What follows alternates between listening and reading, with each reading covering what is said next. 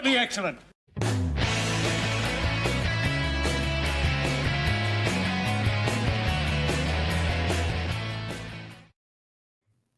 Hey! Hey! How's it going, party people? Welcome to Perfectly Excellent, where we're going to talk a little bit. Tim, Alan, we have a guest. Our guest is Scott. How you doing, Scott? Doing good. Doing good. Thanks Scott for having me. Oh, absolutely. Scott is someone that I have known for borderline 25 years, met through Rocket from the Crypt related social circles. He is going to be one of our subject matter experts on the main event tonight, which we'll be talking about some McDonald's related activities. Funny story is that Scott and I both worked at McDonald's in high school at essentially the exact same time period. So part of what we're going to be talking about later on will be some of the hijinks that ensued when working at an establishment like that. You know, I'm disappointed that we're not doing this from McDonald's. Like, Yeah, we all should have gone to McDonald's to live stream this. I'm really. Can we do a rain check and just go right now? I might have had a harder time navigating the slides from a remote location, but It's okay. We're good. But before we get to that, we got some normal stuff to get into. Should we just dive right in, or should we exchange some more pleasantries before we get going? Yeah. Hey, Scott. Yes. Super glad to have you on board. Again, I am outmatched when it comes to McDonald's knowledge, for I have not worked there. But I look forward to hearing tales from both of you of what Tim has referred to as the greatest time of his life. The greatest job of my life. It was absolutely not the greatest time of my life by any stretch of the imagination, but it was the greatest job I ever had. I stand corrected. All right, let's start it up with the invention exchange, yeah? Let's. Perfectly excellent.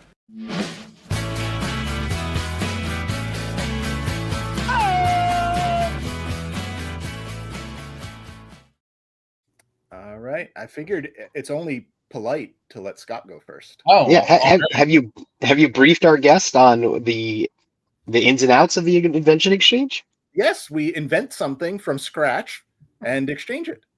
Yes. It's something new that we've picked up that added to our collection.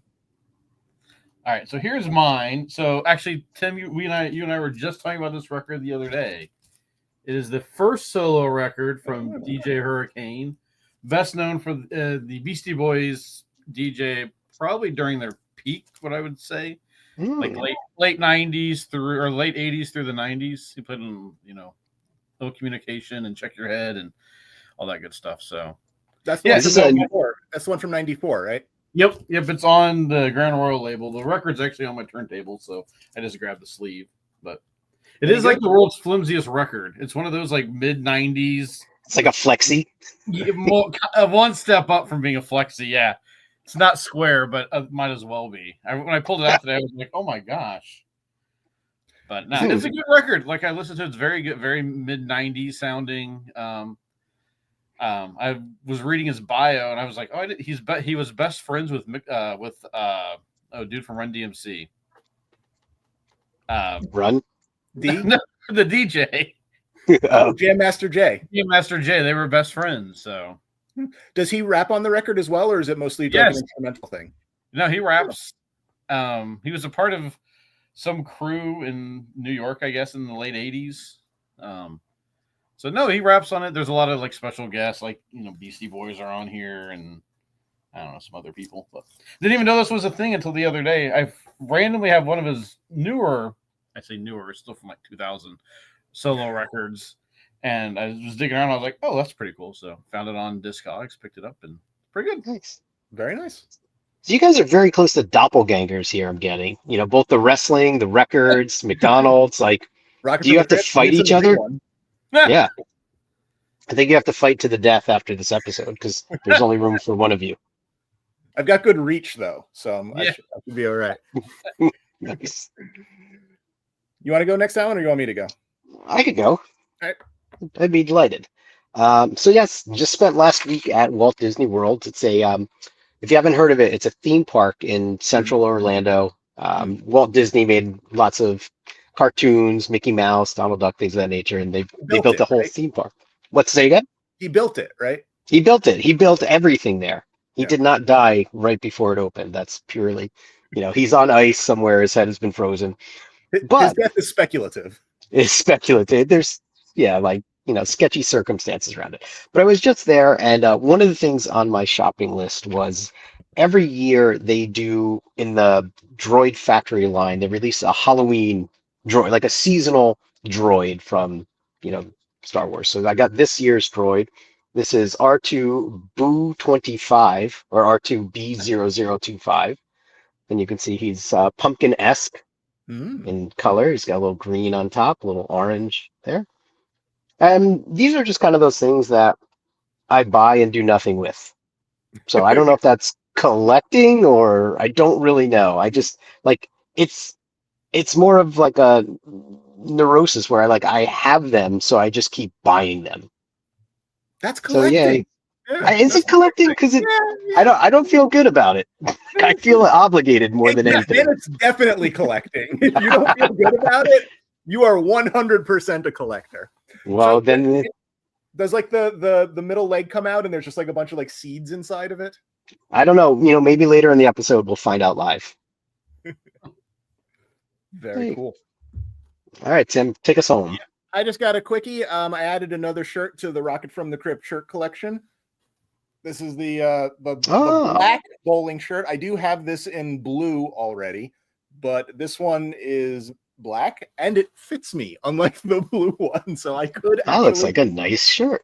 I could go bowling with it. So very excited to have another one of these. This makes 4 button-down Rocket from the Crypt shirts in the collection. Mazel tov. And that's it. You can wear that to casual Friday to work. Or every day to work. It's got a collar and buttons. Even with the skull and crossbones on the back, because that's what would kind of disqualify it from my office, I think. Just wear a jacket over it. And a tie. Really, spruce it up a bit.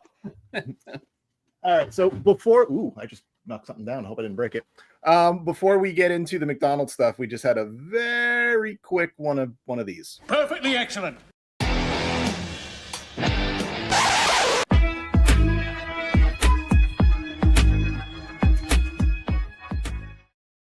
So I'm super disappointed that I was on vacation last week and I didn't get to sit and live stream along Tim to see where his finger was with the buy button on the Snowcat. So the funny thing is that based on the time we normally do the show, it would have crossed the 3rd tier live. That would have been exciting. If we had done that. So, spoiler, it did. It fully funded, crossed all the tiers, over 16,000 backers, and one of those backers is me. And we'll talk more about that next week. Because we got a lot of McDonald's to go, and Scott doesn't need to sit here listening to me talk about G.I. Joe. Because you think we're doppelgangers, he could not possibly care less about my G.I. Joe toys. Can we add to the agenda at some point, though, that if McDonald's were to do a crowdfunding something, what would they crowdfund, and what would how much would it be worth to you guys? Would you go in instantly? But we can come back to that. We can come back to that. All right, so. Are you guys ready? Oh no, I'm afraid. Are you ready? Let's do it. Perfectly excellent.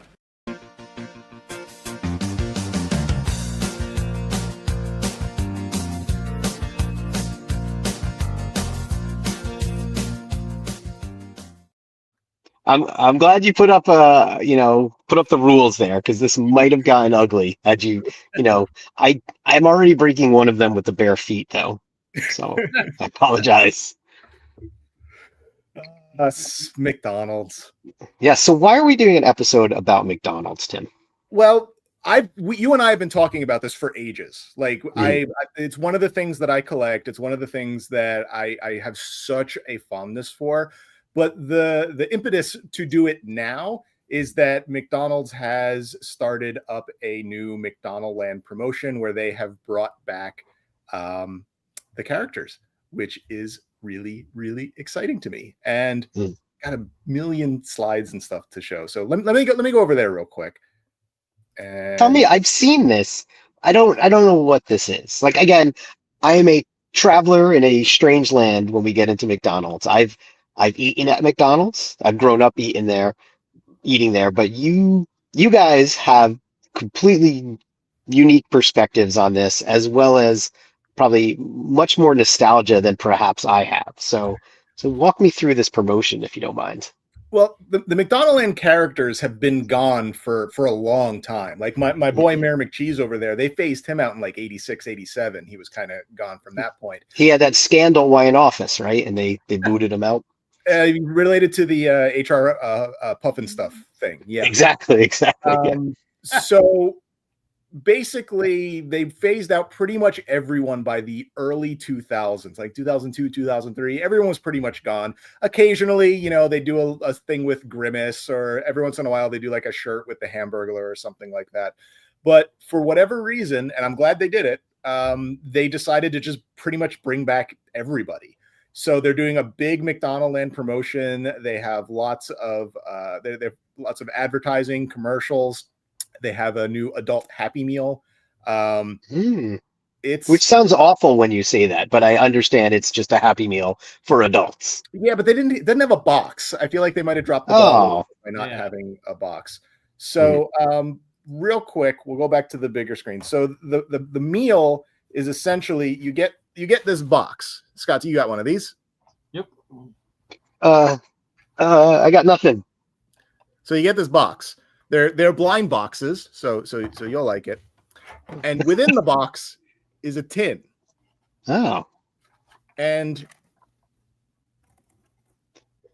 okay, is there something within the tin? Within the tin is a bunch of junk, mostly. Oh. There's stickers, postcards, it's cute little things, but nothing all that important. To the point where I don't feel the need to get all of these. The only one I wanted was Mayor McCheese. And did you get lucky, or did you go ask for him? Oh, I did not get lucky. So down at the bottom, if you push in the flap, there's a number. Oh. They can't see it. And Mayor McCheese is number 006. So I went into McDonald's, bypassing the kiosk, where I stood in front of an empty counter while several people just sort of glared at me like, why is this person standing at the you don't go to the register anymore. That's not a thing. So eventually somebody came over and I started placing my order, and it said, okay, so I'm ordering this meal, which he didn't even know what the meal was. He was asking his manager, land meal? Where's the land meal? And like I had to pick up the sign that was like literally in front of him and turn it around and say this thing. He did not share your enthusiasm. He did not share. He was not as excited about the land meal as I was. So then I explained to him, hey, I'm looking for a specific one. Would you be able to just check the bottom and give me 006? And he looked at me for a second and he goes, all right, sure. And then he left, and then he came back with a couple of them, and he's like, what? I don't. So I took one and I pushed the thing. I'm like, no, see right there, it's a number. So then he went back again, and he got it for me. He got me the one. Nice. That I wanted, and I was very grateful. I was very happy. I got the chicken McNugget meal. Scott, are you chicken McNugget or quarter pounder? Quarter pounder. Get the quarter pounder. And it comes with either a 10-piece McNugget or a quarter pounder. It comes with fries, and it comes with this blue milkshake. And Scott, you hated the milkshake, right? It was terrible. Like I took a couple sips and I was like, okay, well, that was enough of this. Wait, isn't it just blended Grimace? Like I thought that's what it was. They just started like putting him into the blender. No, I don't really like milkshakes in general. Me and dairy aren't good friends, and the consistency of it has never been my thing. So I actually gave the milkshake to my wife. I took a sip of it. To me, it just tasted like vanilla with like an aftertaste of chemtrails. And Sweet. Hillary said, I think Hillary looked it up and said that it was like a blue raspberry is supposed to be the flavor. But again, it just sort of tasted like chemically vanilla to me. But, so Scott, I have to ask, you have one of these tins. Was your ordering experience anything like Tim's? No, I just went randomly through the drive-through, and Actually, Well, so I you would have to say I want the McDonaldland meal. I ordered it on the app, so I just had to say oh, my number is 5321 or whatever, and then no. so you talk to even less people. You're not Yeah, I even went the to the kiosk. drive-thru. Yeah, gave them my number. They handed it to me, and away I went. But Yeah. yes, the milkshake was terrible. I thought it tasted like cotton candy, and I was like, ugh. But yeah, I needed the mare because again, I don't want to play games. I don't want to buy one on eBay, and I don't need all of them. I wanted Mayor McCheese. I got him. I'm a happy guy. Although So you're done. Here's the collector on my shoulder. It's saying, you know what? If you want to put those stickers on anything, you're probably going to need another one so that you have the stickers not stuck on anything.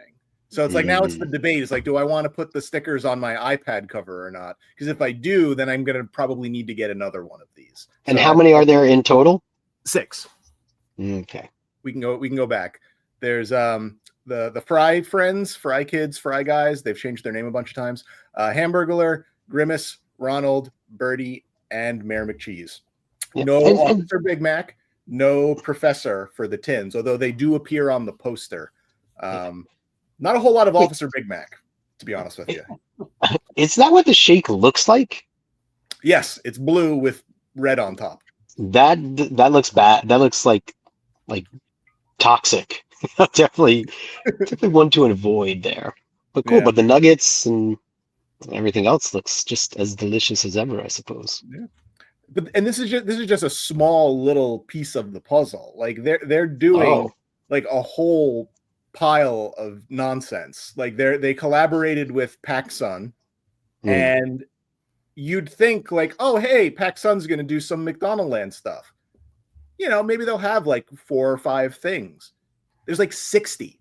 Like there's a whole website just full of crazy McDonaldland stuff. Now, the vast majority of it is horrible. Like it's really, really awful. Most of it. Yeah, But I don't know. That hat looks kind of nice. I could see you wearing that. I could too if my head wasn't so gigantic. I have like a triple XL bucket hat. That's like the only one I've ever been able to find that fits me. So I'm not confident that one would fit me if I bought it.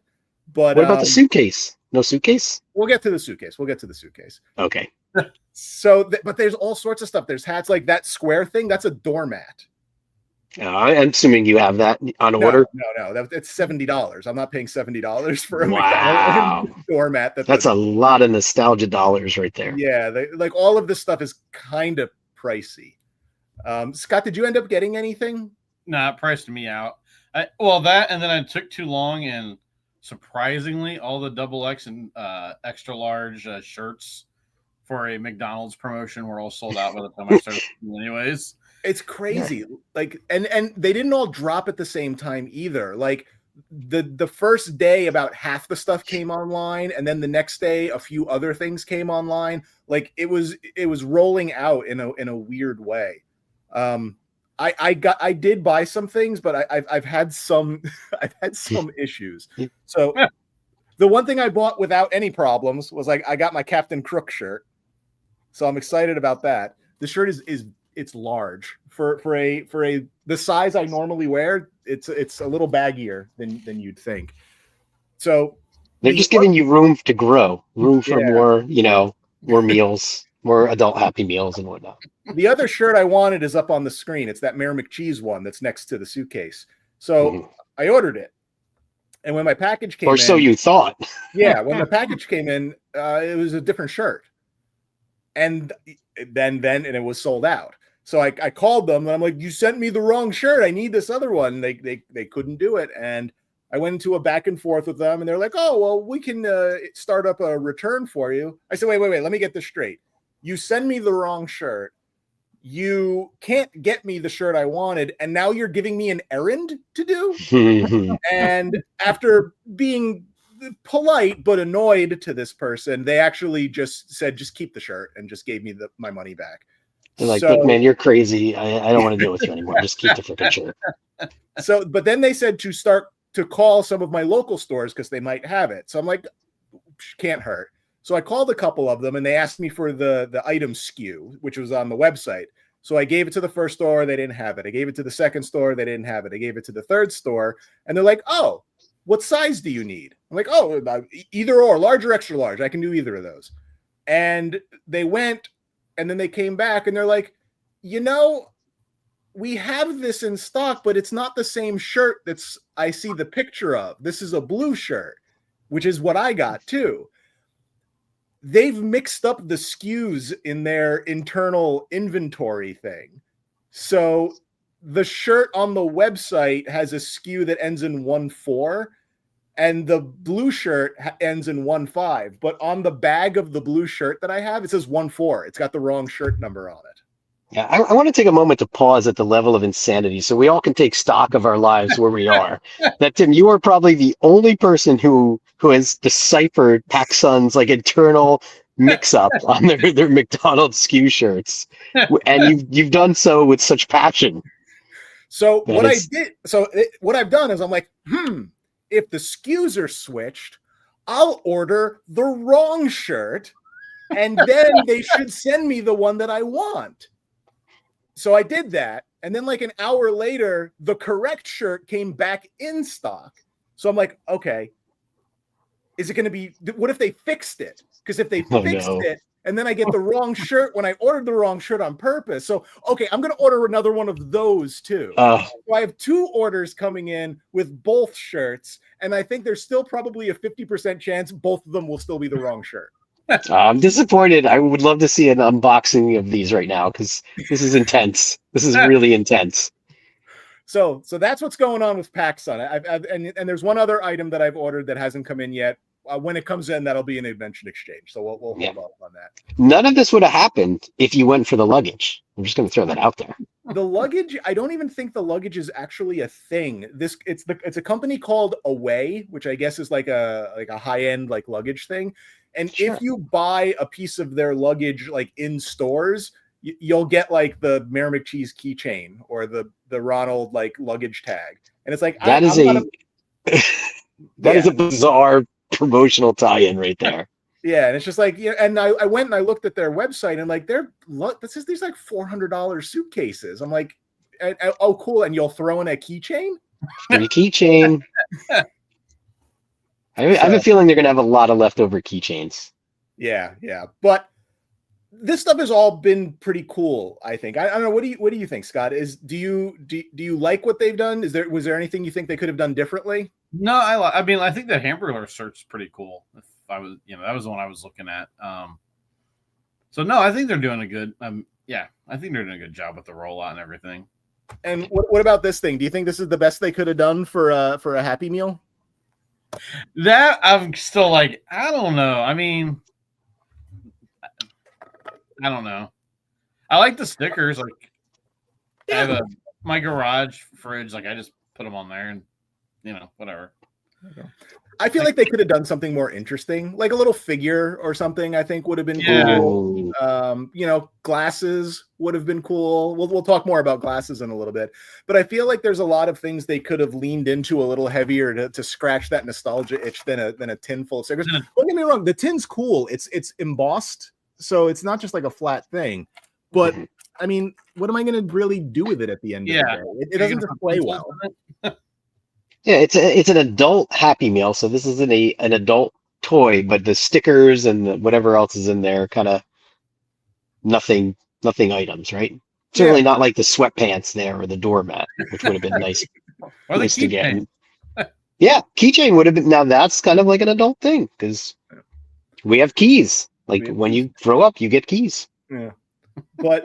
But this to me, this was the impetus for why I wanted to talk about this stuff, because you just noted that like I was being very like passionate about SKUs. You're super psyched, yeah. It's because I love this McDonald's stuff, and it ties back to so much nostalgia for me, and that's kind of what I wanted to do. I wanted to kind of talk through the three of us about some of the nostalgic McDonald's stuff that has happened. And before we go further, I just want to credit the Consumer Time Capsule and Dinosaur Dracula, because 90% of the images on these slides would not exist if it wasn't for them having stuff like this up. So these are two of my favorite folks to follow. They're on pretty much every platform. I recommend Blue Sky, but they're out there. I love these guys. I thought they were our sponsors at first when you pulled this up. I'm like, oh, look at this. This episode's sponsored. This is great. No, these are these are the places I'm stealing from. Okay. So I want to talk about like what McDonald's was like when we were kids. Hmm. What are your first memories of McDonald's? Scott, why don't you jump in first on this All one? right. So I've never seen the one with the pirate ship. That's pretty cool. Yeah, I don't recall that one either.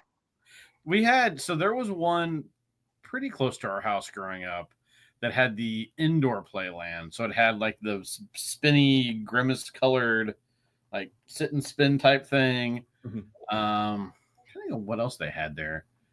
I vividly remember that. They probably had, I don't think they had like a ball pit or anything like that. Maybe like an indoor jungle gym. I think the indoor like rocking, like the little guys over there in that one picture, I think they had some of those. And then the carousel, I remember all of that. That was, I don't remember having any outdoor ones. The only one I remember was it being inside. And then, we had one down the street from our house, but it didn't have any of the extras. It was just kind of that brown, like the bottom one there. And when did you typically go to McDonald's? Was it something that like your family viewed as like a convenience, or was it like what was the reason you would end up there? It was almost like a treat, like Yep. Oh, you got A's on your report card, or we have to either a road trip or like a reward, like you did good grades, or like thanks for whatever, I don't know. Yeah, it's like congrats. So you did a good job. Let's throw nutrition to the wind and just go for it. Was that the same for you, Alan? That it was a treat? Yeah, and my memories on this are foggy, but I do remember it was kind of like it was like something earned, like, oh, cool. It was like an event. We're gonna go and we're gonna get McDonald's, and I do remember the frightening like tree kind of thing. Yeah, the apple pie tree. I think that was terrifying even back then. And when you were talking about this, I was going through my memories, and unfortunately, a lot of them were at competing fast food establishments. so it was tough for me to really compartmentalize specifically McDonald's. I remember chairs that kind of rotated, but only about like 45 degrees each way, and they were fixed in place. I remember ashtrays on the table, those little silver ashtrays. Not that I was using them, but they were fun to play with until you found one that was used, and that kind of ruined all the fun. But yeah, like you said, it was an event. It was a big deal. It wasn't like, oh, let's just stop and like it is now. Like we go to McDonald's when we don't feel like cooking something, right? Let's grab it. But back then it was like, woohoo, let's get dressed up and go out for a good time with Ronald and the gang. Yeah, like we didn't really get it all that often, and it was very much like it was special to get it. It was a treat. It was a reward, and I honestly think that part of it is like the first step, the first implant in my head of developing like an unhealthy relationship with somehow food makes things better. I think you can kind of trace that to how I felt about McDonald's when I was a kid. It's like, oh, hey, things maybe not always great, but hey, I got my chicken McNuggets and I got my Happy Meal and I'm a happy guy. And the other I wonder if any marketing dollars were put into that, trying to make you feel that way. Well, it absolutely worked, because like one of the big things that happened when we were kids was birthday parties. Yeah. Like I went to a bunch of birthday parties, and I actually messaged my mom to ask like if I ever had a birthday party at McDonald's, because I don't actually remember that. And she said that I did. But she's been known to lie. So so I definitely had one, but like I went to a ton of them, and like those were the best birthday parties I ever went to, were always the ones at McDonald's. What was so great about them? Because it's just so much better than just being in someone's backyard. Okay. You still have all of the goofy stuff. You have better food. You have that awesome cake that they had. Like the birthday cake at McDonald's was just top tier birthday cake. Because chances are, if you go to someone else's house, you're gonna end up with like an ice cream cake or some garbage like that. Then who wants that? Nobody wants an ice cream cake. What was the So- McDonald's cake? I don't remember that at all. It was just like a white frosting cake, white frosting icing, chocolate cake, and it had like the sugar Ronald on it, and then usually like a couple of sugar balloons on it as well. Oh, score. So, did you go to a lot of those? Either of you? My Yeah. sister had one there. But was like that Good like times? a classy thing? Because again, I was there all the time for birthday parties. I feel like all of my like first, second, third grade friends, like all of their birthday parties were at McDonald's. I would agree. I think it was McDonald's, and then if the parents were rich, you maybe got to go to Showbiz. Okay, now we're not in unknown territory. I've never heard of Showbiz before. Do tell. Showbiz Pizza Place. Oh, Showbiz leading up to Chuck E. Cheese. Chuck E. Cheese. Got it. Okay. But my Cool. sister had a birthday there. It was the same one I just mentioned that was inside. And the only thing I remember was they played a game where they had like a bucket, and it was like who could blow the most straw wrappers into the bucket. Like a prize of some sort. That is an ecologically sound game. Here's a handful of straws. Like who can get the most straw wrappers into a bucket? I remember that, and this is why we use paper straws today. Like it's because of this era. Because of McDonald's in Indianapolis. yeah, Yep. yeah, styrofoam containers and That's right. Yeah, I remember those giant containers. straws is being blown willy-nilly all around the store. So I remember again. I remember at a competing fast food franchise birthdays there, they would give you certain apparel to wear for a birthday. Did McDonald's have something? Oh, you mean That, like like- the crown? I didn't want to say it, but now that you did. Did McDonald's have something? Like what did they give you? They had little hats that had the characters on it. Like you could wear like a little Ronald hat or a little Grimace hat Okay. or that kind of stuff. Like they had those up through the 90s still, like when we were working there.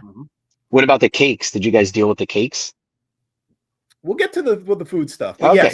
yes, to an extent. We'll like I have some stories about that. This might need to be broken into a two-parter because I gotta say, we're 30 minutes in and I have so many unanswered questions. there's a lot of things. So the only other thing I just want to say about this before we move into some other things is like the playground equipment, like that Officer Big Mac jail and that Captain Crook slide. Man, those are just like seared into my brain as being like the coolest things. Like again, I collect like the little miniature versions that some guy makes, and I'm just waiting for that slide to show up because it's on order. I've seen pictures of it like halfway assembled. I'm really stoked about it because I love that playground equipment so much. Yep. Are they still at the Clifton McDonald's? Like, can you still see them when you go through the drive-through? Bloomfield, the one on Bloomfield. Parkway, that entire thing has been demolished. Oh, no way! That's so There's not even sad. There's not even a McDonald's there anymore. Oh, that was always the thrill to like go through the drive-through and see a little time capsule. They had like just kind of in this weird little alcove of all these characters. I hope someone came and collected them before that place was torn down. I wish I had known so I could have gone and collected them. Yeah, that's so sad. Yeah, obviously I haven't been there in eons, but oh well. All right. So I wanted to then kind of go into talking about like Happy Meals because that was certainly like a big thing that kind of hooked us. And I asked everyone to kind of put together their favorite 3 Happy Meals. And I wanted to start with Scott. There's going to be some crossover. So we'll be talking about some of these things. Yes, the spaceships. But Scott, these were yours. Tell me a little bit about this. I vividly remember playing in the backyard with the spaceships, like throwing them around as frisbees and the stickers and everything. And I believe it was one of the rare trips when we went to McDonald's. It was before it was to get the spaceship Happy Meal. Like that was the whole thing. I don't remember what happened to it, but I do remember getting it and playing with it in the backyard. And I also, if my memory serves me, I believe there were commercials where they would show people like pulling the straws up and down in the cups and saying that they sounded like aliens. I may be making that up. I vividly remember this. That sounds right. But then the changeable, like the little transformer ones, I think I don't remember ever getting them, but I remember those being all around our house, like growing up, or like my mom would go to a yard sale and bring like 5 of them home, and they were just kind of always there. And then the Looney Tunes ones, I was working at McDonald's when those came out, and I just remember like we would, while we were working, race them up and down the kitchen and everything else. And the Taz one was pretty cool because you could press the bumper and it would like spin. So I don't know. Those are the 3 that I kind of, without much thinking, was like, oh yeah, those are pretty cool. Those are admirable choices. Yeah, I remember the spaceships. I remember them like they were not long for this world though. They were like that flimsy plastic that if you so much as farted near one, it was just wrecked. But I do remember them being, as a child of sci-fi, anything space related was dynamite. Yeah. So for me, a first bit of crossover, the spaceship Happy Meal is the first Happy Meal I remember getting. Like that's my earliest memory of a Happy Meal. And I just remember just thinking it was so cool. And I never played with it outside like a Frisbee, but I used to like put things in it. Like I would like hide things in it that I wanted to like an action figure or something like that. But I also remember that it cracked at one point, and I really dragged the play out of it after it had cracked until it eventually just sort of disintegrated. Did it come with something in it, or was the spaceship itself? Well, was there another toy? Let me rephrase. No, it was the toy. The spaceship, the container was the toy. Well, that's good. No, that's good stuff. My second one was the Fast Max. And I don't really remember getting these, but kind of like Scott just mentioned with the McChangeables, I remember them just being like, we had them. Like I have the Officer Big Mac one sitting on my desk. I just love these things. They're the penny racers. You pull them back and they go. And I've always loved these. I actually, like on here, you'll see the 4 that were released nationwide. They did a pre-release before this where the birdie was actually a Mayor McCheese. And I have the Mayor McCheese one on the card with like the test market artwork, which is worth $0. I'm not saying that to be like fancy or anything, but I always got to shout out my favorite guy, Mayor McCheese. He does exist. And then did you just like his policies? Like you'll have to explain later on, like what it was about you and the mayor. He's just the best guy. And then the Muppet Babies one is actually the one I remember the most. I remember going to McDonald's specifically to get these. And we had Kermit, Piggy, and Gonzo. So I had 3 of the 4, which again, for a Happy Meal line, that was a lot for me. I usually only got like 1 when something was happening. But I had 3 of these. And these were like, again, big deal ones for me when I was a kid. Very cool. And then we got you. We got me. Excuse me. And I feel bad I didn't put the spaceship on here. But yay, go spaceship. Again, I do remember that as like the first Happy Meal. But then I started to think of like, what comes to mind with these Happy Meals. So changeables, I still have the French fry guy. He's the only one who survived all these years. But these were so cool when they came out. And then the one I remember too was the Fraggle Rock Racers, which I think was funny. Like, I guess racers were just a thing. Like, oh, let's get Looney Tunes. I don't know. What do we do? Just put them in carts. We got Fraggle Rock. Put them in carts. It's like, it seemed to work out well.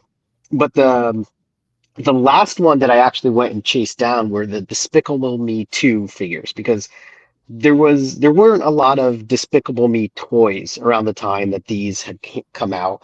And the kids were into it too, so we were constantly going to McDonald's trying to find them. But more interesting than that is, and I'm sure you guys know this, in different markets, they release there's different variations and everything. So in Australia, there was a skateboarding minion.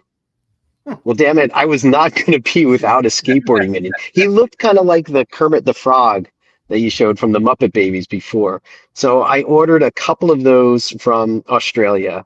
Again, this is what we do with our adult money when we're stupid. And I was so upset because I think I ordered 3 of them, and one of them came without the eyes painted on. So it was just like this like psychotic looking minion on a skateboard. If I was home, I could get these out and show you, but I am not home at the moment. But yeah, that was so again, Despicable Me 2. Those were the last ones that I actively searched out. Changeables were the ones I thought were the coolest, and Fraggle Rock were just the ones that I remember getting like randomly as a kid, I guess. Yeah, the changeables, those are ones that like I don't remember those. Like I don't remember those existing as a current Happy Meal at all. Zero memory of that. Kind of like Scott was saying, I remember those from garage sales. You know, because I went to a lot of garage sales in my like early teens and like, you know, 11, 12-year-old type stuff. I remember them all over the place there, but like I don't remember them actually being a Happy Meal. Do we have a year? Like, do we know when those came out? I think 88. I think. Okay. Might be, yeah, I think it's 88, but I'm not sure. Got it. So in addition to Happy Meals, like the thing that I remembered the most about McDonald's when the sad meals was when I was younger, it was just like how like boy oh boy do they like glasses. Yes. You know, they had like this is just a fraction of the glasses that have been out there, and like both of you have kind of told me about some of the ones you had memories of, so I tried to incorporate all of them. But yep. what were they thinking? What was going on here? Why did they think nobody had anything to drink out of? I know lead poisoning was all the rage, I think, back then. No, but I will say, curse you, Tim, because as we started talking about this, now there's a box sitting at home waiting for me with some McDonald's glasses because you nudged it just right. That I'm like, oh man, I really want to get. And it's the 4 in the center there, the Disney ones. I went back and I ordered a set off of eBay after we were talking about this show, but they hit something because like I don't think you can go to a household in like the 80s or 90s that did not have McDonald's glasses. I bet, Scott, in your cupboard, are there active McDonald's glasses in rotation right now? I have the Hamburglar one from the McDonaldland one up in the upper left corner. It's not a rotation, but I have it. Like, you know, you can see it on special occasions. Yeah. Other than that, it's the fine china that comes out right when guests are over. I also have a great. I don't know where it came from. It's a Happy Days Potty glass. That's also only for special occasions, you know. It's only when totally I really makes sense. getting the lead poisoning with my drink. Yep. We still have a Garfield one in rotation. I think I sent you a picture of that, right, Tim? The one that was, but they didn't.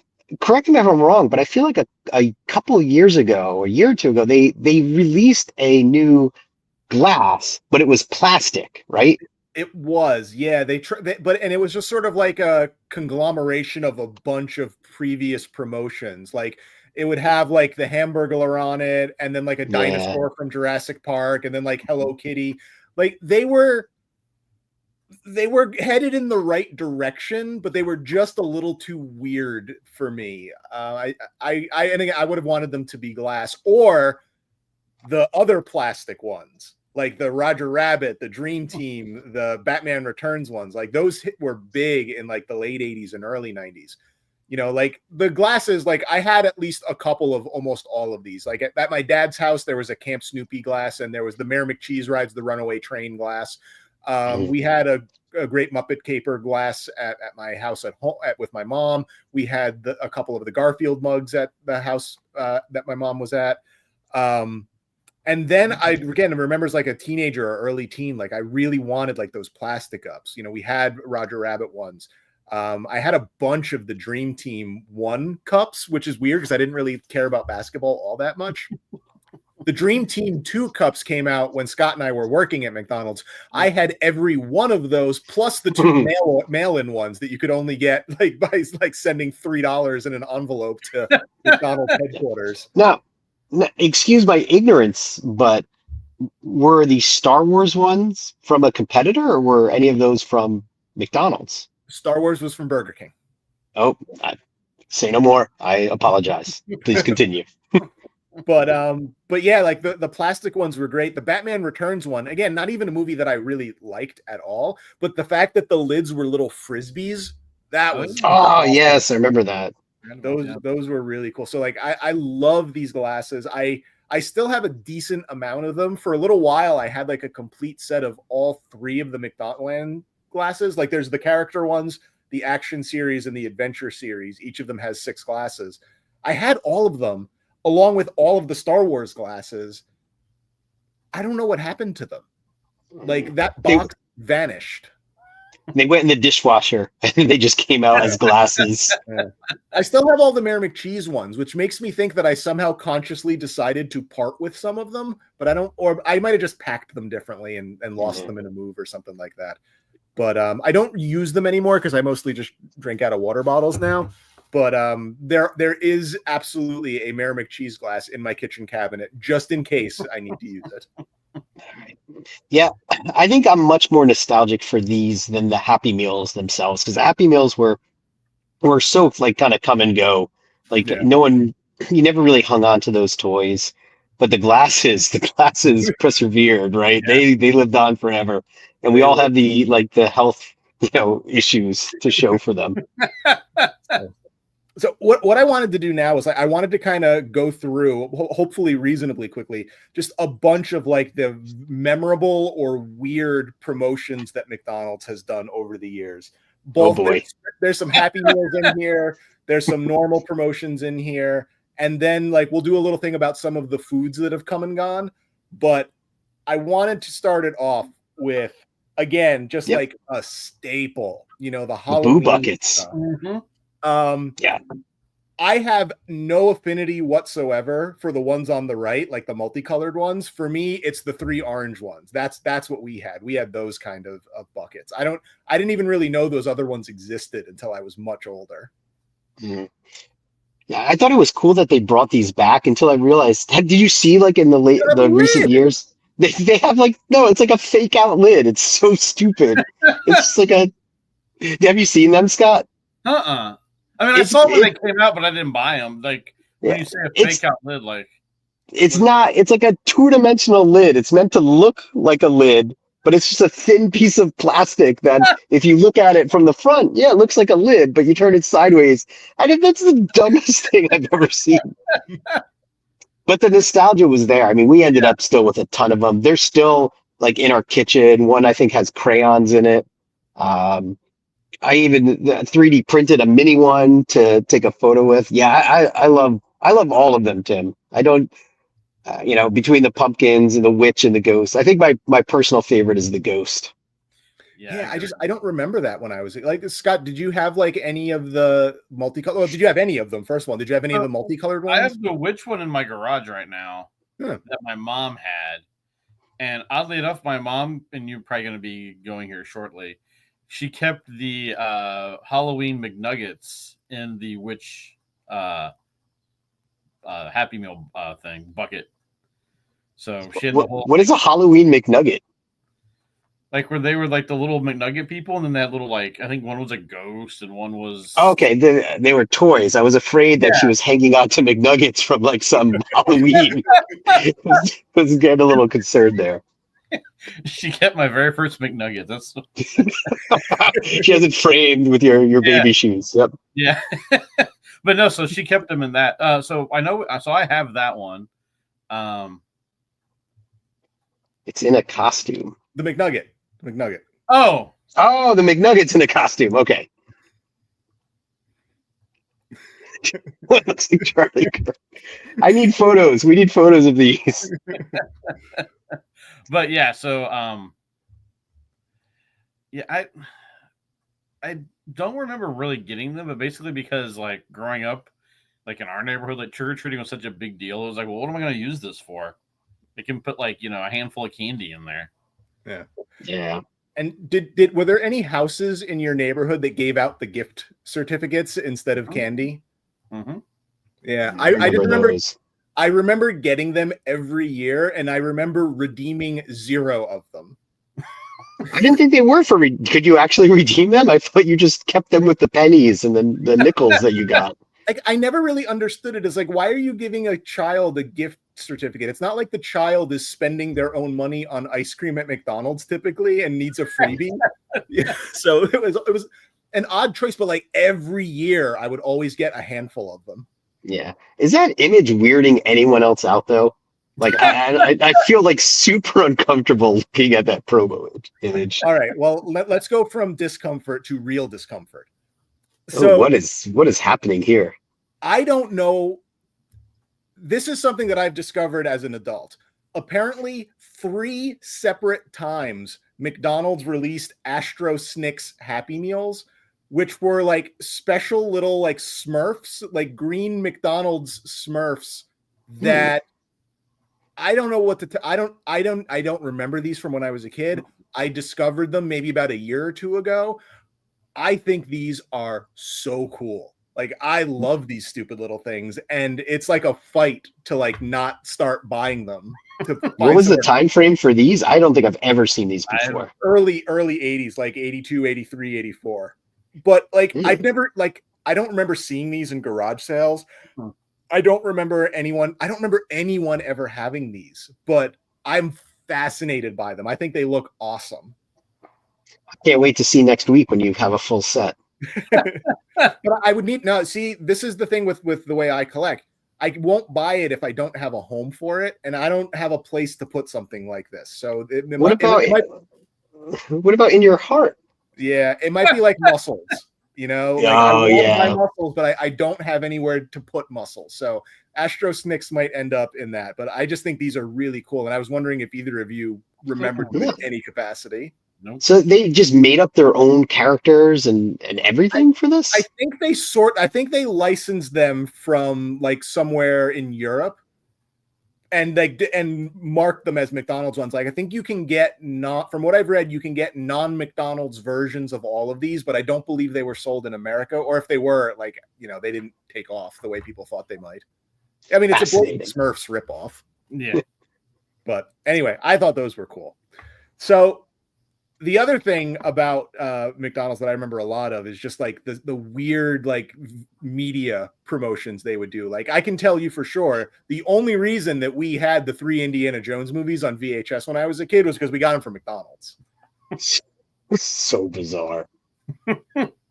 God, I don't remember this, but just what a wild time it was. McDonald's. Yeah, I'm pretty sure we had the Addams Family. I would imagine that's why we had Back to the Future as well, because probably from this thing. And then the tape, the Selena Barrio Boys split cassette, we sold that when I was at McDonald's. So that's why I have really strong memories of that. I think there were CDs too. I mean, I know there were CDs because I saw them on Discogs when I was looking for this picture, but I don't remember us selling them. I think we only had cassettes. Do you remember these? I don't remember I remember selling the VHS tapes, but I don't remember cassettes at all. I don't remember CDs. What did you have to do? Was it like, it wasn't a Happy Meal prize? Did you have to like? No, you just buy it. So did you have to buy food? For most of these, yes. The tape, I don't probably, but I don't remember. I just remember thinking it's weird that we had a giant box full of Selena and Barrio Boys tapes, which given the demographics of where I grew up, it was not a big mover. No. Yes. Oh my gosh. So Alan, tell me a little bit about your feelings about Monopoly. I never won big. I never won the grand prize, as much as we tried, but in the depths of nearly every junk drawer I could find in our house, there is like one of the little pieces, one of the Monopoly pieces from one of these. But I remember it being pretty lucrative, though, getting lots of like free food, whether it's like a free fry or a quarter pounder or something. Mm-hmm. Yeah, I don't know. I never won big, but I know we played quite often. How about you, Scott? Nope, same thing. And as a kid, I think a friend of my mom's that she worked with, like worked there part-time, but I remember we had like a bag of them, and there was no winners. Obviously, I mean, we had like, the 2, but was always missing the 3rd one and all of them. Yep. But I think we ate free that entire summer off of like the free French fries, free apple pie, free like soda, little things that would be in there. You won just enough to keep coming back, right? To get another one, and then you could just keep the ball rolling. Have either of you seen the McMillions documentary about how the Monopoly thing was a giant scam and like no one? No. I don't want to hear this. I can't hear this. I was really in it to win it. It's Ah. it was a very good documentary. Mhm. I enjoyed it a lot. I feel like the first couple years this happened, the game board came in the newspaper. I feel Yeah, like, right. and then you would go and get the pieces. And like again, we didn't go to McDonald's all that often, so I never really had that many pieces. But I also have these vague memories of like people trading them at school.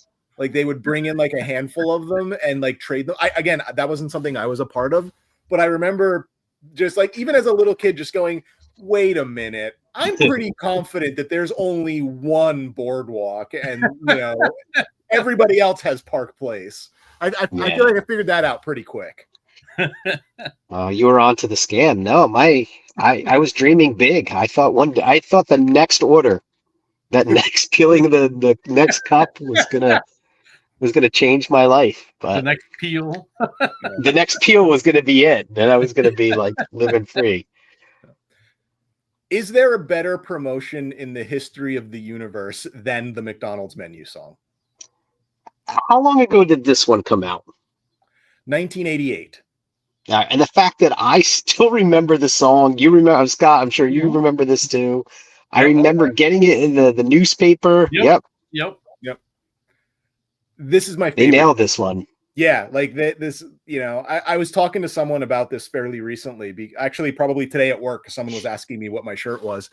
And I was just telling them, I'm like, it's got to be the most effective advertising campaign in history because it ran for maybe a couple of months in 1988 when I was 11 years old.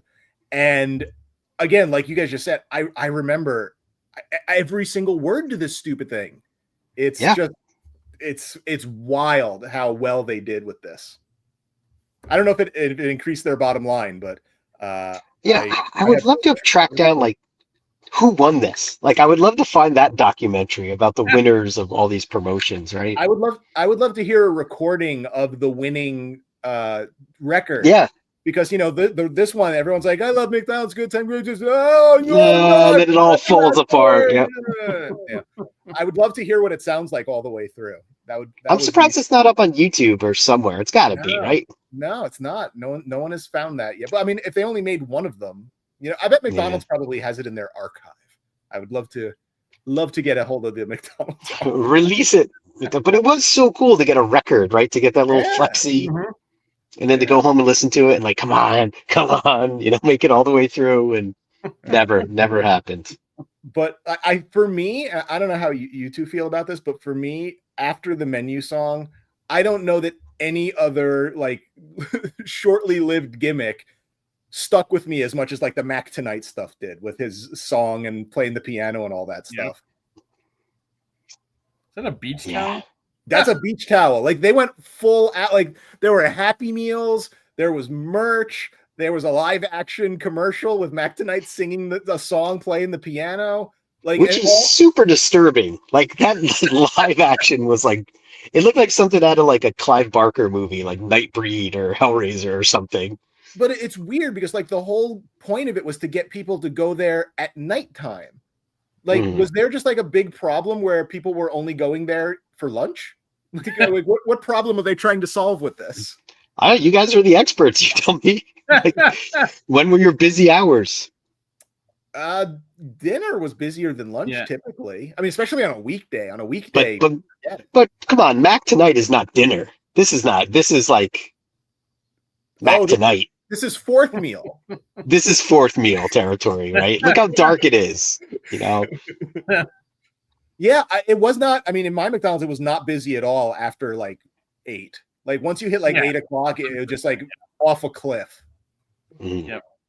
Well, there you go. I think you just solved why they had this promotion. We got all these fries that are sitting there in the fryer.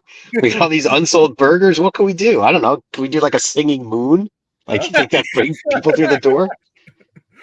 So I saved my favorite insane promotion of theirs for last, which was the Chicken McNuggets Fiesta. Where is this? Where you bought Chicken McNuggets and you got a mystery wrapped real Latin American coin. Like you would open it up and it was like a peso or like whatever the coin is from some other Latin American country. they had like a little coin collector thing that you could put your coin in after you got it. I'm not from Latin America, but I feel offended by this. Like, this seems so wrong. I'm like, from the artwork through to the gimmick, just everything feels wrong You here. were giving away money. Like that was like your Happy Meal toy was essentially money for this promotion. Just completely ludicrous. But my favorite thing that was just completely nuts. So you guys put more on this next board than I did, and that's the wacky foods that kind of came and gone. And Scott, I want to start with you because you had a couple of these. Like, what ones did you add, and like, what are why do you remember them fondly or notoriously? And how do we get them out of your head? How do we get you therapy to move on past this? Well, so the grilled chicken was when I worked there, and I caused quite the hubbub because it had an herb sauce. And I started calling them Herbies. So like whenever we'd be like, oh, we need a Herbie, and then the entire store caught on to calling them Herbies, and like the GM came in one day and like yelled at me. Shut that down. Some 16-year-old kid, he was like, you could not rename the sandwiches. And I was like, sorry. That was your mission, right? You really wanted to get rid of like their IP and come up with I was just some dumb kid, like I don't know.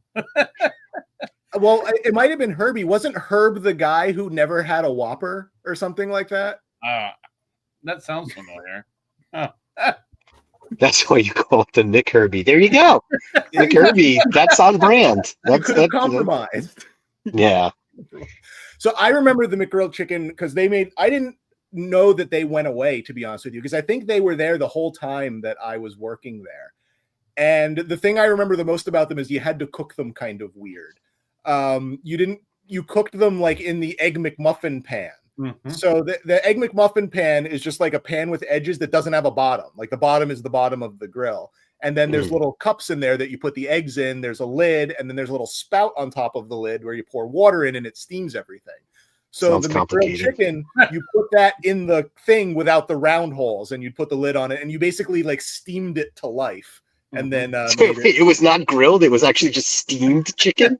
it was grilled before we got it. The lines came on it, and then we put it in the little thing, and we steamed it. And we didn't sell many of these. No. I don't want to say we made them to order because that's not exactly true, but we didn't sell a lot of those.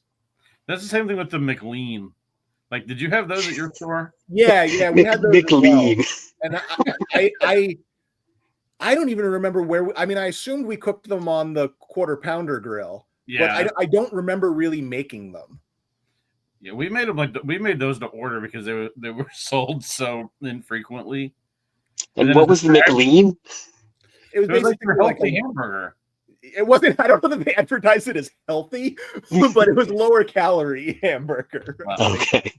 But that was the one working in the front drive-through that you would see that come up and be like, oh Lord. Because I know, like, I'm gonna have to pull this car up because it's gonna take 20 minutes from the make go back, find the hamburger meat, hope it's not freezer burnt.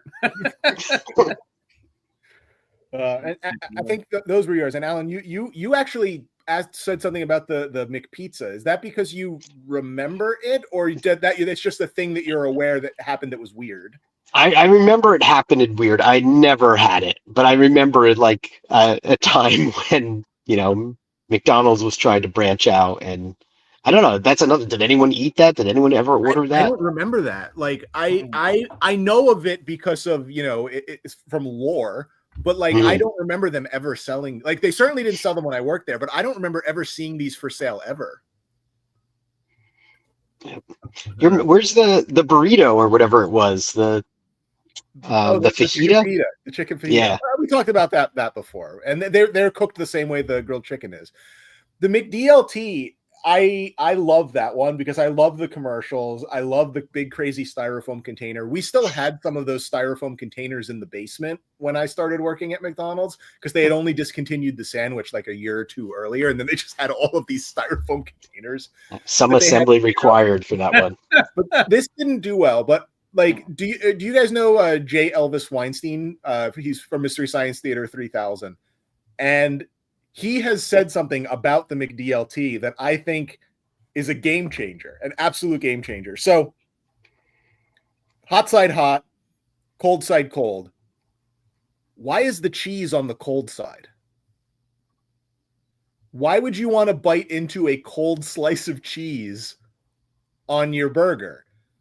If they had put the cheese on the hot side, it would have melted. That probably would have been better, right? The world will never know. But it's just one of those things that I find kind of fascinating. And the other one that I put on, was the chopped beef steak and onion nuggets. Oh. Which I don't know what that is. I don't remember that at all. But the fact that it exists is pretty funny. And Charles is like, see? That is cheese on the. Oh, there you go. Why do you? No one wants cold cheese. It was terrible. And Alan, you would put the Arch Deluxe. Yeah, I don't remember I'm still hung up on the fajita, as that was like one of the things that we had talked about. I don't remember talking about an episode, but like it was just like wet chicken and vegetables that just urinated out on the plate when you took a bite of it. Like it was awful, but for some reason I kept ordering it. Because there was a McDonald's by my high school, and I remember we'd go to the McDonald's and let me get the chicken fajita because it came with like hot sauce or something like that. Yeah. And that was, but it was just like you talked about steamed chicken. It was just like steamed fajita that was just covered in liquid. And like the more you ate, the more liquid just came out of it. It was awful. Yeah, the chicken and the vegetables came in a big plastic bag. You dumped them into the Egg McMuffin thing. You put the lid on, you put the water on, you steamed it, you wrapped a couple of them, you threw them in the Chicken McNugget drawer, and then you'd sell 4 a day. And one was mine. I was guaranteed for one, and then it went away, and I was very sad. The thing that I remember most about the fajitas was the fact that like they were always destined for the garbage. So like we got to eat them all the time because before the managers would throw something away, they'd be like, "Hey, do you want these?" So we'd be like cutting ourselves with like shards of like rock hard fajita corners because they sat around for too long. Has there been any recent experimentations from McDonald's with new kind of offerings? I mean, they do stuff all the time, but like almost everything is. And one of the things that I remember the most about like working at McDonald's is like we went through a time where there was a burger of the month. Ooh. And it was almost always based around the quarter pounder patty. So whoever was on the quarter pounder grill would have to make quarter pounders, double quarter pound. Actually, I think double quarter pounder wasn't a thing. I think that was a burger of the month, 1 month or something like that. But like, we'd always have something wacky, and it would always be the quarter pounder person who ended up having to deal with that wackiness. I don't know what they make now. Again, I'm not a quarter pounder guy, but I know they still do weird stuff. I think they tried to get into the crispy chicken sandwich game there for a while, and those got big a few years back. And I think they even, if I remember, they were trying to do like quarter pounders, like made to order. Yeah. It would be like a fresh quarter pounder. As opposed to the regular one. Yeah, well, then they just realized, people don't want to wait. They just... Sign me up for that. 100% I would try the McBratwurst. Like, absolutely. I never heard about that. That's awesome. And it's such a Chicago thing. I love it. Hey, let me ask you, former McDonald's employees, does a hamburger, we'll do a regular cheeseburger. What condiments does it have on it? It depends. Take your time. Take your time. When I worked there, it was mustard, ketchup, onions, pickles. Okay. Today, you can't get mustard on it anymore for some reason. Like in New Jersey, they don't put mustard on it now. And if you ask for it, they say we'll give you a packet. Yeah, but I agree. Like I've forgotten mustard being on these things, but when we did this road trip for my parents from New Jersey to Florida one year, we got McDonald's and there was mustard on everything. Yeah. And it was like completely taken aback by that. Even the McDonald's right here in Florida, they will put mustard, ketchup on mustard on everything. And it's so bizarre to me. It's better. I wish we could get mustard on our burgers still up here. It's a bummer. But we're actually moving into the talking about working at McDonald's, which is everybody okay? Because we're going long. Let's do it. Good? All right. So I remember 2 gigantic promotions in the years that I worked there. The first one was the Jurassic Park promotion, which was in '93, the first year that I worked there. And they had the cups. They had the dino-sized fries, which was like the precursor to the super-sized fries. They had like you could do some like mail order stuff to get hats and things like that. But like I remember there was this giant Tyrannosaurus cardboard standee that we had in our lobby that had like a bunch of the cup, like pictures of the cups on it and stuff like that. It didn't get a Happy Meal, but this was like a really big deal at our McDonald's. Like, was that like that for you too, Scott? Yep, I think we had T-shirts, if I'm not mistaken, probably. I've seen them. We didn't get any, but I've seen them. We had those, and I know we had them for the Flintstones when that came out. But did you? I got every one of these cups because, of course, I needed the cups for some bizarre reason. Yep. No, I remember working there, and yeah, this was because I remember the what was essentially the supersized fries as you were talking about with the dinosaur carton, which I believe that was the very first time that they tried that. Yeah. Is that still a thing? Can you still supersize anymore? No, that Morgan Spurlock movie killed that. Supersize me. That was the end of that. All right. That was the end of that. Cool. Did you never got the dino-sized meal, Alan? I don't think so. You said this was '93.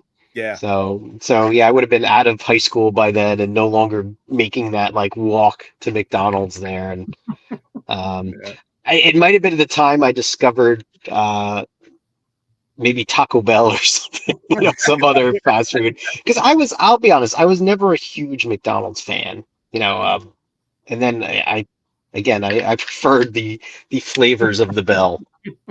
But yeah, I don't recall this. I can understand how you couldn't have a Happy Meal. I mean, it's Jurassic Park. It does not look very happy. Not super kid friendly there, but it's the murder meal. It's the murder meal. Yeah, exactly. The other really big promotion was the next year, and Scott actually just mentioned it. Oh, That was the Flintstones promotion, where it turned into Rockdonald's. There were shirts. There was a Happy Meal. There were glasses. The McRib came back. We got to make the McRib, the height of civilization, the height of cuisine, the McRib, which is also cooked in that same Egg McMuffin maker. Yep. Except then it was transferred into a metal tub of sauce, which just then sat on the grill, like keeping itself warm. But it had a special McRib container. Like, this was the best. That shirt ruled. I bought another one of those shirts like a year ago, so I have one of those shirts that I can wear now. I've never even seen this movie to this day, and this promotion was so much fun. I had such a blast working there when this happened. Was this a big deal for you guys, Scott? Yep. I sold somebody the shirt off my back literally when I was working there. I had that shirt, and somebody came in, and they were like, "Oh, I want that shirt." And I guess I was like, "Okay, come back." Like, I guess you have to keep in mind, like the McDonald's I worked at was in small town Indiana, so I was like, "Okay, come back at the end of my shift, and like I'll give it to you." And then you drove home topless. No, because like we would usually like go. So what I did would we usually either work on the weekends or like after school. So I'd get there at like 4:00 and work till like 8:00 or whatever. So I believe it was like one of those days where it was like I had clothes with me that I brought from school. But I vividly remember selling it to someone. I was like, that's insane and greasy and like whatever. That's awesome. It's authentic, right? Yeah. Authentic McDonald's worn shirt. It probably still smells like the McRib to this day. Yeah, and I remember those glasses too, like selling those. Yeah. I took home all of those glasses. Why? I don't know. I don't believe I've ever drank out of one of them, but I had them all for a time, wrapped up in like a small brown bag that you got there. So you put the glass in, you push the stuff into the top to wrap it up, and those lived in a box probably for like 4 moves until eventually I just ended up getting rid of them. And that's kind of like a good segue into just like working. Alan, I know you had a lot of questions about working at McDonald's. So this is your opportunity to grab the mic and bang on. Yeah, I've already learned more than I ever wanted to. I know that like basically everything was cooked in that one little dish. Just a lot of the special stuff. Yeah. I mean, I was more curious than like you guys. Like, how did you end up working at McDonald's? Like, was it the only gig in town, or did you specifically go there? Like, yeah, one day I want to be here, so when the Flintstones promotion comes around, I could sell some dude the shirt off my back. Like, Scott, how did you end up working at McDonald's? So we moved from the west side of Indianapolis to small town in Indiana my freshman year of high school. So the little town we lived in, pretty much if you wanted a job and you weren't baling hay or like working on a farm, there was a couple grocery stores. And then my sophomore year, it'd been 93, they were building a McDonald's. So we had to go apply at the next town over at their McDonald's. And then we trained there. And then so the McDonald's is still there to this day. But like, yeah, we were like the first crew that worked there. And like my parents still talk about like the opening night where the families got to come in and like all the new kids, I got to serve them. Because it was basically like probably, I would say at least 50% of the people that worked there were high school kids. Mm-hmm. There wasn't that many places to work there in Danville at that time. There's still, I mean, it's still like that now, but the outside, the cities around it have more spaces. So I think kids have more options. But when I was there, it was, you worked at the grocery store. There was a Hardee's and then McDonald's, and that was about it. So tell me about the application process. Like you had to go to another town. Did you put on like your best shirt?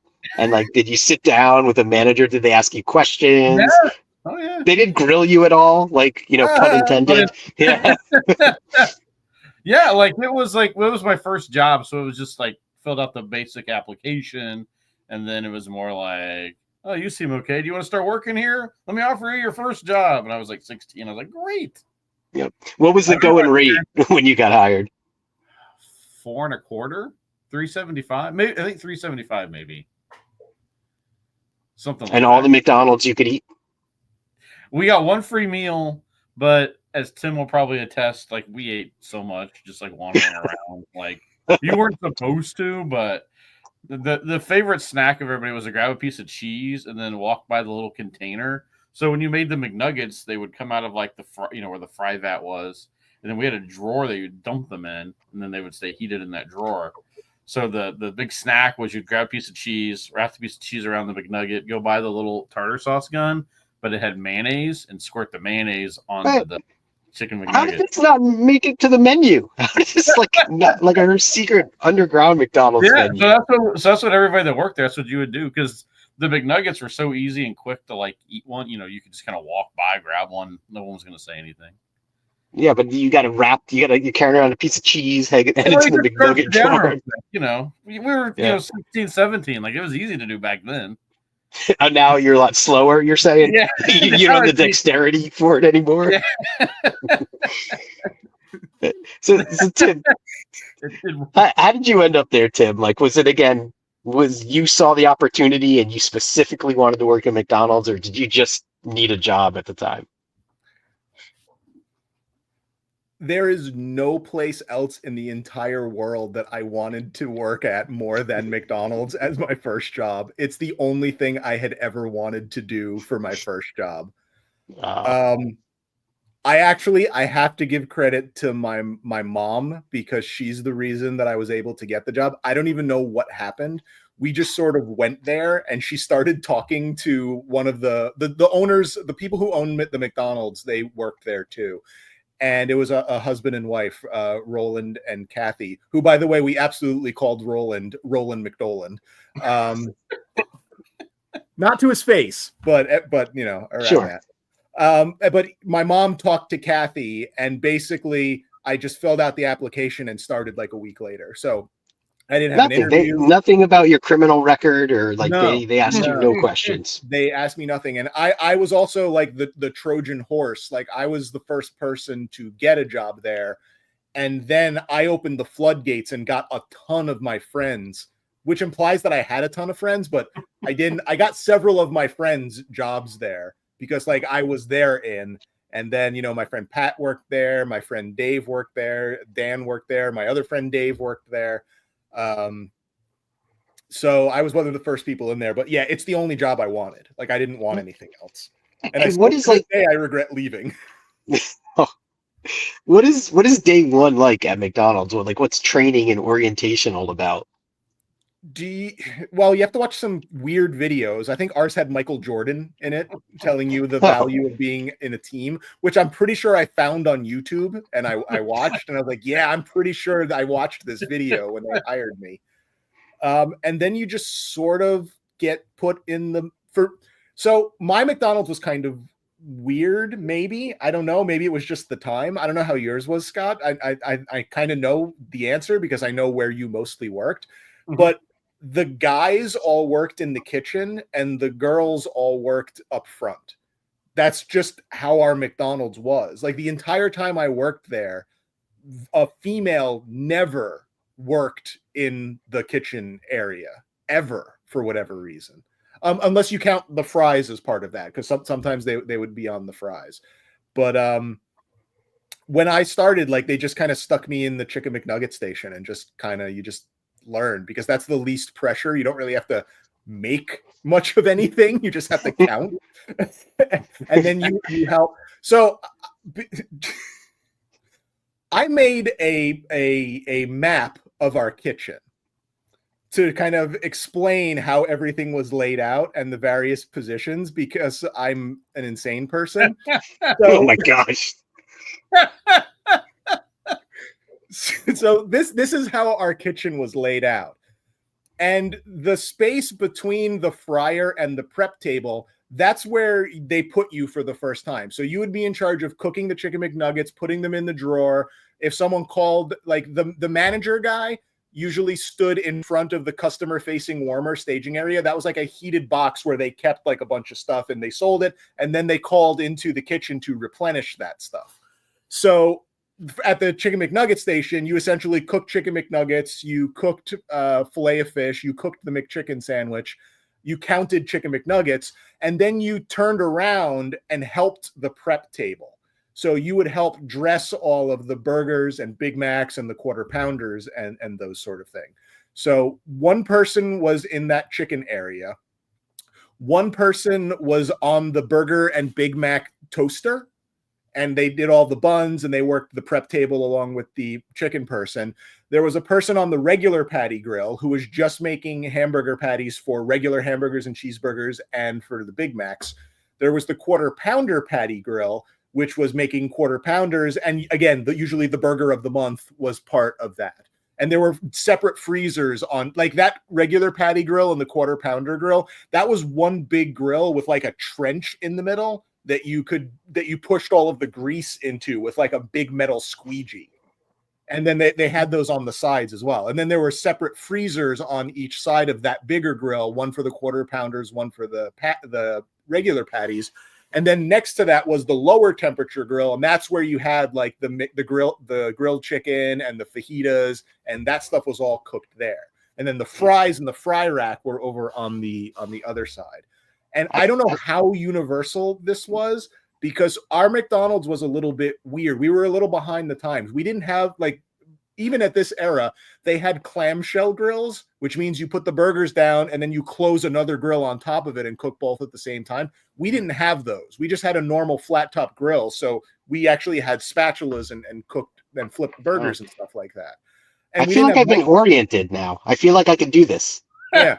And like we didn't have microwaves when I started there. So we made the burgers and then you put the tray of burgers up onto the customer facing warmer. Like the top of it was like a shelf and then underneath was the warmer part. And then the manager who was running I don't even know what we called it. Like if you watch a restaurant thing, they call it expediting. That's not what we called it when we worked at McDonald's. But basically the manager person, he would call back, hey, I need, give me 6 backs and 12 burgers, an 8-4 split meant you put cheese on 8 of them and you left 4 of them as hamburgers. And if you did give me 12 burgers on a pull, when you pulled the burgers off the grill and sent them up, you would put down 12 more and cook that. If it was busy, you would have, give me 12 on a turn, which means when you turned the patties, you put down another 12 and start cooking those to kind of 12 on a turn. Okay. Yeah. Wow, this is fascinating stuff. So, and then the manager would like wrap everything and put it in the warmer, and then the cashiers would take stuff out of the warmer and give it to people. So towards the end of my run there, we did get a microwave, or as they called them for some reason, queuing ovens. Yep. And I hated that. I didn't like that at all. I felt like took all the artistry out of it. Yeah. The quality of the food went way down. Like we would keep the burgers on these weird plastic trays that went into like this humidifier that just kept everything like warm and soggy. I really didn't like it when we switched over to the microwaves. I vastly preferred the prior. And that had a little something to do with me deciding to leave, but mostly it was because of like 35 cents. I took a different job that paid 35 cents more. It's a shame all of this is being replaced with AI now. I know. It's unfortunate. It is, though. I mean, I don't know, like, because again, I go through the drive-through, and I'm sure it wasn't like this when you guys worked there, but they have like the drinks are being dispensed themselves. You know, I see them kind of coming down the cups, and like, it's just chaos. It's chaos now. Yeah. Well, this is what Scott, I assume your register looked either very much like this or probably somewhat similar, but it was just a bunch of buttons that you just push the items for. Yep, exactly the same as that. Yeah. And so, Scott, you were telling me you mostly worked up front. You didn't work in the grill area too much. Right? You were one of the attractive ones they put in the front to woo in, customers. So our McDonald's, because it was a brand new building, they had a new they got rid of the drive-through box at that point in time. So what would happen is you would roll up and you would just roll up to a window and there would just be a person in there taking your order. And then sometimes you'd go to the next window and pay, and then the next window and get your food. But then eventually they got rid of it. So it was just one window and then you get your food. And now they got rid of all, that same McDonald's is still there, but you just order at the box now. But anyway, so I would work usually either the back window or more times than not the front window. So I was the one handing out the food at the And you were picking out. You were like filling the bags and picking out of the warmer thing. You guys had that warmer thing, right? Yep. Mm-hmm. And we had the clamp shells and all that other stuff. So you didn't really need as many people in the kitchen working because a lot of it was already kind of automated at the time. With the clamp shells, because you don't have to stand there. You just pulled it down, and then it would say when it was done, and pick it up and onto the table. Dressing. Yeah, man. Where's the finesse? So, I learned how to do tricks. Like I could put 2 patties on the spatula and like spin the spatula and keep the burgers on. We used to do this thing where we would put the edge of the spatula just under the edge of the burger, and instead of going under and flipping it, we would put it under and then like slam the handle down and the burger would flip over on itself. You were like the hibachi chef of McDonald's back there. Oh man, I had so much fun working there. So the reason why I put the tartar sauce gun on here is one, I'm fascinated. The day I started there, I could not believe that the sauce was kept in caulk guns, essentially. But the tartar sauce was the best because you could take that gun and squeeze the handle until it was just about to dispense. And then if you smacked the back of the handle, that tartar sauce would shoot like 20 feet. Like we were constantly like shooting tartar sauce across the room at each other. So let me ask you guys, I know you both have the emotional scars from your time of working there, but do you have any physical scars to go along with them? Do you have any scars? I have a couple on my hand just from touching grills and whatnot. Because I did know how to do all the stuff like that. I just never, apparently I sucked at it. Caution thrown to the wind. Yeah. I was cleaning the grill one night and we had these like handles with a metal plate at the bottom. And then you would put like a scrubbing pad underneath that. And then you would scrub the grill. And I was scrubbing it and I fell into the grill. Oh, that's why your face looks like that. Yeah, it's horrible. But like not really anymore, but for the longest time, like all of my fingers on my right hand were discolored because I got so many bad blisters from that. Like I got messed up. That was the second worst I've ever been burned. I feel like that could have been like your superhero origin, like right there. You had like that's how you got your McDonald's powers. Yeah, all of the hot burning chemicals soaked into my hand, and now like you could just shoot nuggets, like chicken McNuggets out. You know, that was also the precursor for me concocting a story to get out of having to clean at the end of the night. So one of the big things, and Scott, I don't know if this was a thing that you all did. Maybe since you were a new store, you had like the self-filtering fry vats, but we had to filter our fry vats, which essentially meant we had this giant like circle metal thing that sat really low to the ground. It looked like something out of the Tatooine droid sale from a Jawa. It had essentially like a gas dispenser hose on it, and you would bring it to the fry vat. You would dump all of the stuff into it. It would like stir it around and separate the kunk from it. You would then have to clean the inside of the fryer, close everything up, and then use the gas pump to pump the oil back into it. It was the worst job in the entire store. And I eventually told them that I got in trouble because my grades weren't good enough and my mom won't let me work past 8 o'clock anymore. So I used to work the 4 to 8 shift. So I didn't have to do any of that cleaning stuff. Nice. Hey, this is awesome. I don't know how many more slides you have left in, but I've got to jump. Like, can we honestly do a part 2 of this? Because I feel like we are just scratching the surface, and I apologize that I gotta head out. No, not a problem. Like I think that again, I think we could fill a whole show just talking about working there. Oh yeah. Okay. Yeah, I have so many unanswered questions. Like, and we're just getting started here, but I do apologize that we went a bit longer because the passion and enthusiasm just ate up the time. Lot going on. All right, so we'll wrap it up. Scott, we will schedule another episode in a few weeks when Alan gets back home. Definitely. Scott, it's so awesome to meet you again. I can't wait to hear more tales from your time behind the Golden Arches. So. Yeah, thank you so much for coming on, Scott. Thanks thanks especially to Charles for chatting with us. I can't wait to see you in San Diego, buddy. Hopefully you're coming to that. I think you are. And we will see everybody next week. Bye. All right. Thanks, everybody. See you guys. Perfectly excellent.